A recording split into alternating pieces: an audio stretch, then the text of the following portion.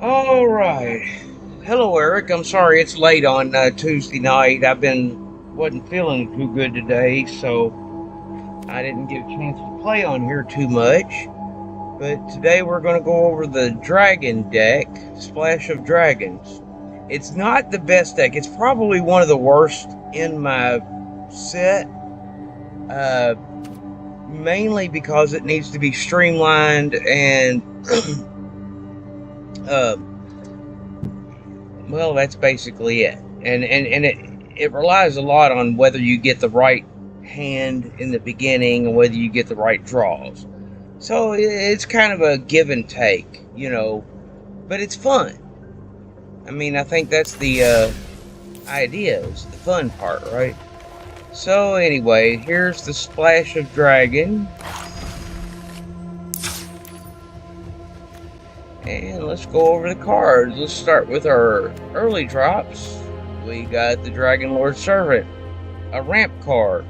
Dragon spells cost one less to cast. These are good to get early in the game. We got Dragon's Fire. It's a burn spell. It does 3 points of damage if you just cast it. If you reveal a dragon or a dragon is in play, it'll do damage equal to their power, which could be like 5. So that's what this is. It's just my little bit of creature removal. Then we got the Orb of Dragonkind. It adds 2 mana of any combination of colors, only to cast dragon spells or activate their abilities. Then I can tap a red and sacrifice this artifact, look at the top 7 cards of my library, reveal a dragon card from among them, and put it in my hand. Obviously a little extra tutor. Then we got the Dragon Speaker Shaman. Dragon spells cost 2 less to cast. The only problem is that 3 mana casting cost. So sometimes it takes this deck a little bit of time to get going. And that's what hurts us. Then we got Rivas of the Claw. He has Menace, which means he can only be blocked by 2 creatures or more. He adds 2 mana of any combination of colors to cast dragon spells. And once during each of your turns, you may cast a dragon spell from your graveyard. When you cast a dragon creature spell from your graveyard, it gets, when this creature dies, exile it. So it's a nice little graveyard to pull one back out if we need it. Then we got the Dragon's Horde. It's an artifact that when a dragon you control enters, put a gold counter on this artifact. Remove a gold counter to draw a card and tap this artifact, or you can tap this artifact for 1 mana of any color. It's really more for ramp. And now we get into the dragons, which this whole section is all dragons.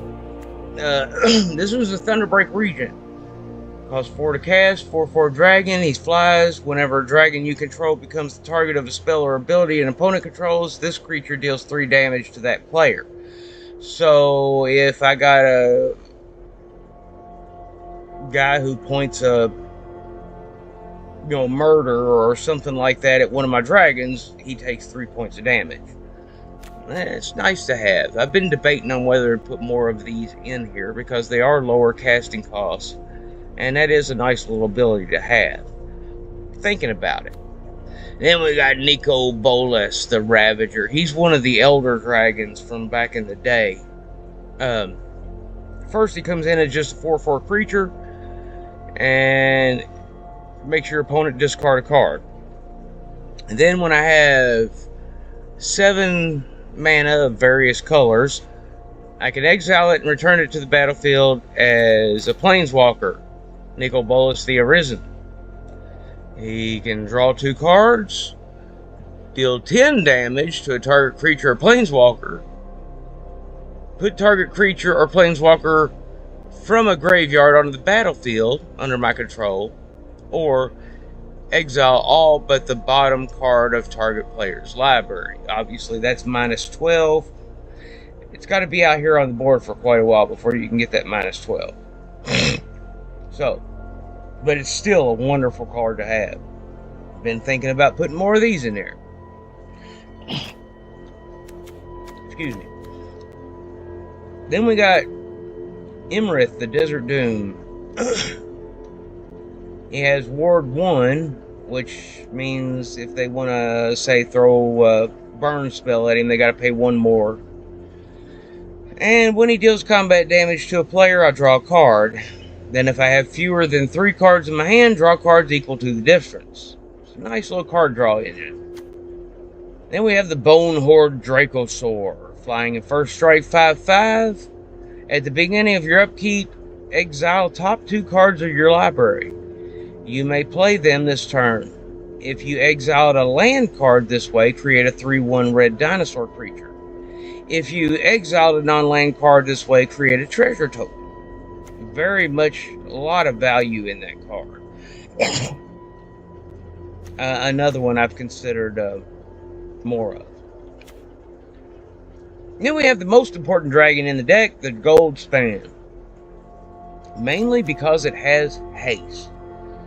Flying in haste. Whenever this creature attacks or becomes the target of a spell, create a treasure token. Then there's a little extra fun. As long as he's on the board, treasure tokens make 2 mana instead of 1. So that's really cool. If you get this guy out early, attack with him, he throws a treasure token down. A lot of times that gives you just enough mana to cast another dragon after you've attacked with this one. And that can be quite challenging to your opponent. Then we got, I just have 2 different versions of Terror of the Peaks here. That's why they're split up. But this is a very important card too. It's a flying 5/4. Spells your opponents could cast that target this creature cost an additional 3 life. So if they want to throw a burn spell or something at this guy, they have to pay 3 life. Whenever another creature you control enters, this creature deals damage equal to that creature's power to any target. So all of our creatures are dragons, so you're going to do some considerable damage if you got this guy on the battlefield.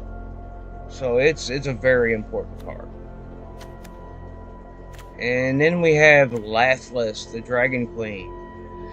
More or less, whenever I cast a dragon spell, she creates a 5/5 dragon token. And then she has the pump option, or 2 mana, you can get +1 till the end of turn. I'm not real crazy about this one, because it seems like by the time you get it on the battlefield, you never have a chance to do that thing where she creates a 5/5 red dragon token. You know, usually she's removed.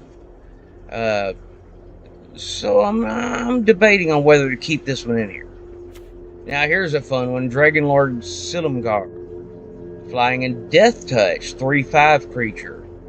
When Dragonlord enters, you gain control of targeted creature or planeswalker for as long as you control him. So you get one of their creatures or planeswalker as long as he's on the battlefield.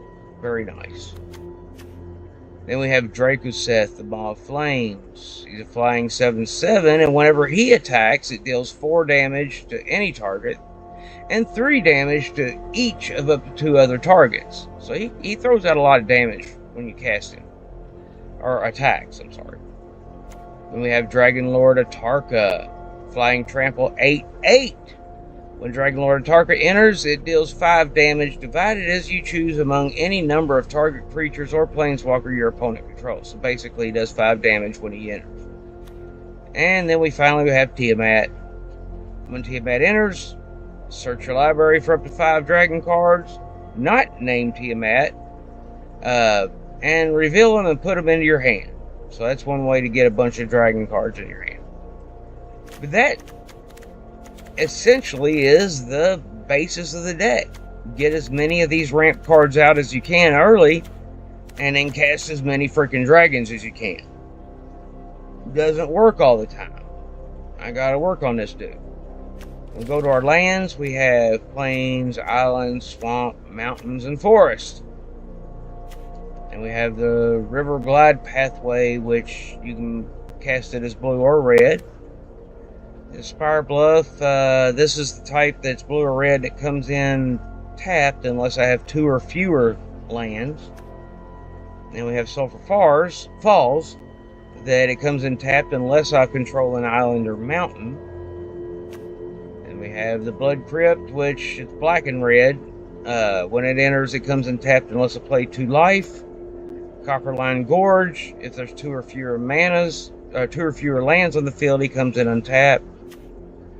Sunbillow Verge comes in untapped, period. It's a great card to have. I've thought about trying to get more of these. It's a great red-white card. Then we have our triple lands. We got the Savai Triome, it's red, black, and white. And these triple lands also have cycling for 3 mana. If I have it in my hand, if I don't need any more mana, I can cycle this, which means discard it and draw a card for 3 mana. And all of these triple lands do that. Here's the next triple land, Ketria Triome with red, blue, and green. And then we got the Ralgren Triome with red, blue, and white. And then we got our Fabled Passages. These are called fetch lands. It comes into play, doesn't do anything, but you sacrifice it. Look through your library and put a basic land onto the battlefield in its place. Then we got the Haven of the Spirit Dragon. Add 1 colorless mana. Add 1 of any color to cast a dragon spell. Or you can sacrifice this dude. Return a dragon creature card to your hand from the graveyard. Another graveyard pull out. And then we have Temple of the Dragon Queen. As this land enters, you may reveal a dragon card from your hand. This land enters tapped unless you revealed a dragon card this way or control a dragon. As this land enters, choose a color, and now from now on it makes mana of that color. So you notice I got a shitload of lands because I got a shitload of colors over here to choose from. So the idea is to hopefully have all the colors of mana I need to cast things like this, or this, or this. So far, that works really well. I've never had, since I've played this deck, an opportunity where I couldn't cast one of these because I didn't have the mana. Or the proper colors. So, okay. Let's go out here and play this sucker a couple times. Now, don't get your hopes up. This is a very finicky deck. If I don't get the right draws or the right hand in the beginning, chances are it ain't gonna do crap. And if your opponent has a lot of removal, which I played one yesterday, had a lot of creature removal spells, you just have no choice. Every time you put a creature down, he takes it out. You can't do anything. So this deck has its problem, but it can also be very fun when it works out right. So let's try it out. Gotta wait.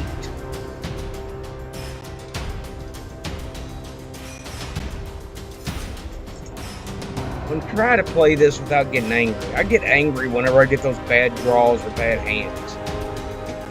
So aggravating. Alright, we got an opponent. Jace. How much you want to bet that this is a mill deck that I'm playing against? Alright, what do we got here? We got a little bit of ramp. We got Rivas. Tiamat's not going to be a big thing until later. We got Dragaseth and Dragonfire. I'm going to move my Dragonfire over here. Hello? He's already hit me with Monastery's Swiftspear. Alright. Let's see. I'm going to want to cast this one first. Yeah, because that'll give me a color. Let's see.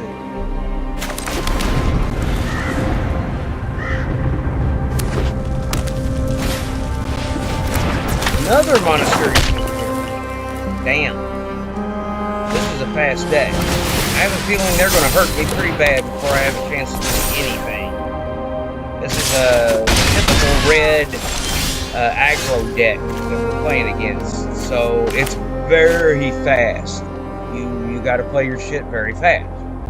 So let's see here. What do I want to do? Do I want to put it down? I ain't gonna put down much of anything. I can cast a Dragonfire though. That could come in handy. We'll get rid of this dude. So, oh nope, I didn't get. It don't work with the Haven. Oops.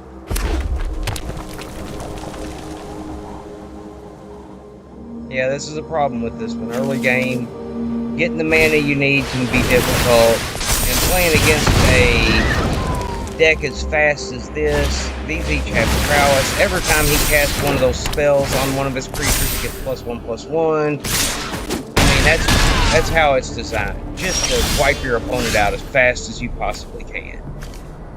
Let's see if I can get anything down this time. Let me get a Dragon Lord. I'm telling good game, because this game is over.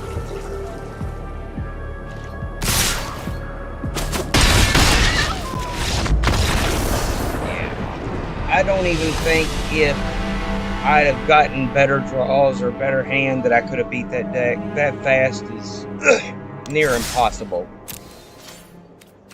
Alright, let's try again here.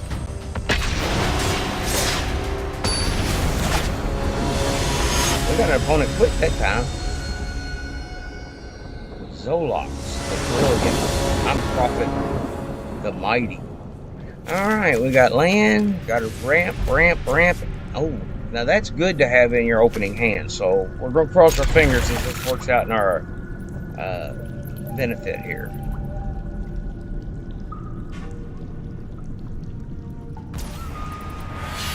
Alright, looks like I'm going first.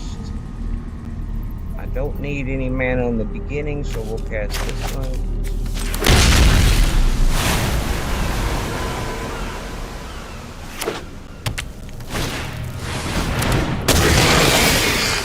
Uh-oh.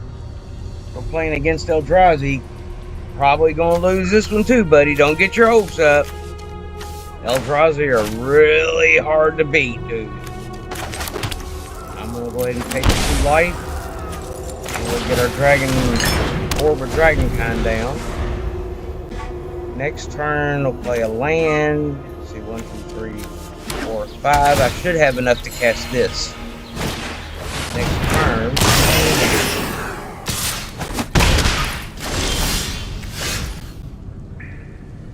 Alright. Let's see. So, viewer, yeah. Should be able to cast it. Alright, I can't cast the Gold Span yet, like I thought I would be able to. So I'm just going to put Dragon Lord down. Next turn. Again, playing against these Eldrazi, my chances are slim to none that I'm going to be able to do anything worthwhile. I mean, I have my own Eldrazi deck, and I know how hard it is to beat. So, I mean, he's getting ready to hit me for 5 right now.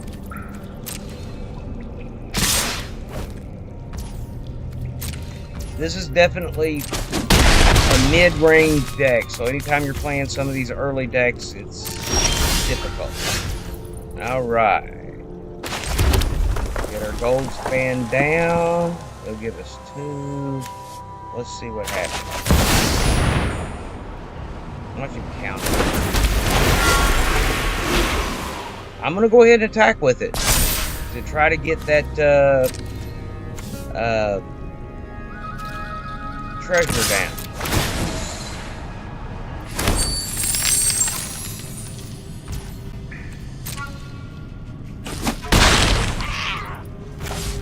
I've left myself quite vulnerable, but I was able to catch another Dragon Horde.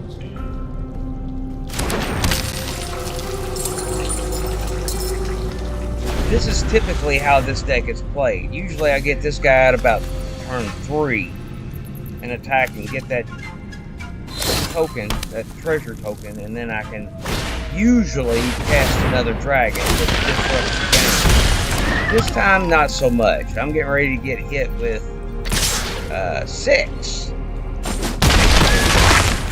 Now I gotta cross my fingers.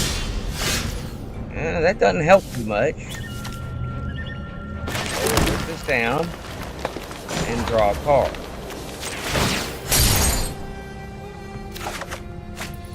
Got another Orb of Dragonkind that doesn't help us. So I'm going to tap this one and search my library. I got a Tiamat, but I won't be able to catch him right now. And I'll cast this. Hopefully have a blocker. I'm going to cast the Golden Dragon Pack. Good.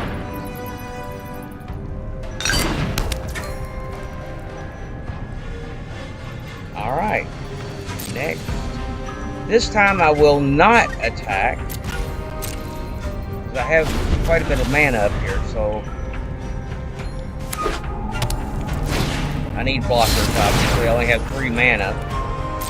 He's liable to take me out anytime now. Oh, yeah, here it comes. I'll tell him good game. It's about over.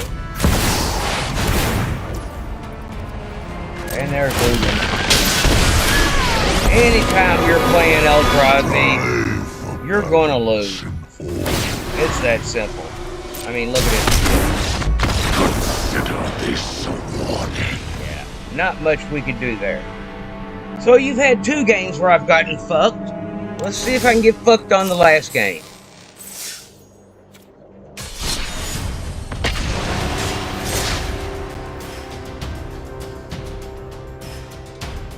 I had to take another sip of whiskey before this and start to get aggravated.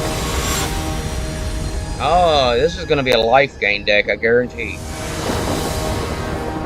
Another fast deck. Okay, we got ramp and dragons. I would rather have a gold span here, but this one's good. So we'll keep this hand.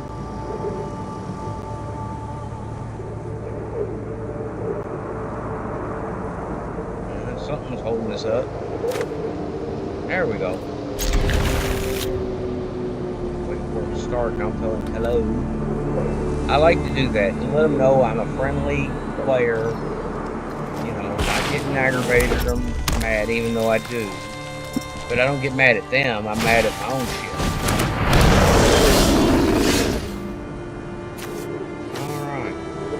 Alright. Gotta get red.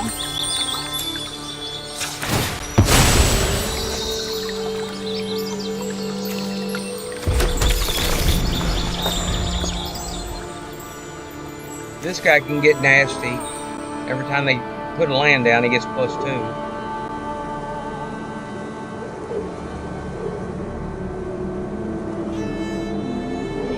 I wonder if this is a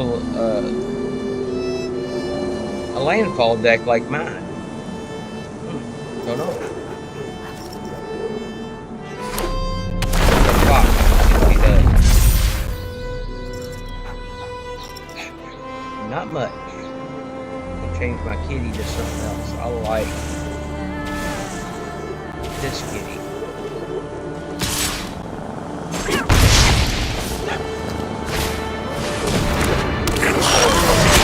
Here we go.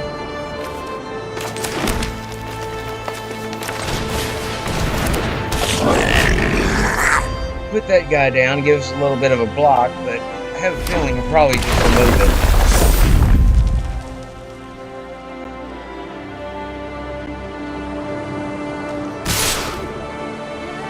Alright, should I block? No, because he's got a combat trick up his sleeve. He's untapped, attacking. He wanted to destroy my creature.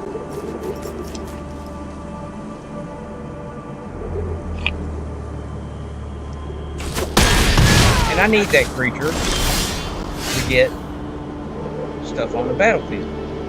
Alright, well, the only thing I can cast, because I'm getting royally fucked with my draws again, is a Dragonfire. Isn't that fucking wonderful? So, let's see, which one of these do I get rid of? Let's get rid of the Gloom Hellhound.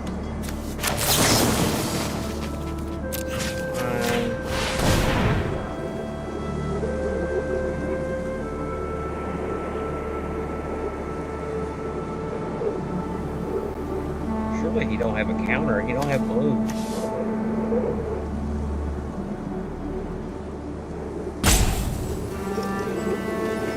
Come on, dude. Just click fucking resolve. Jesus Christ. No attack. If I don't get a land in my next turn, we're totally screwed. Might as well quit at that point.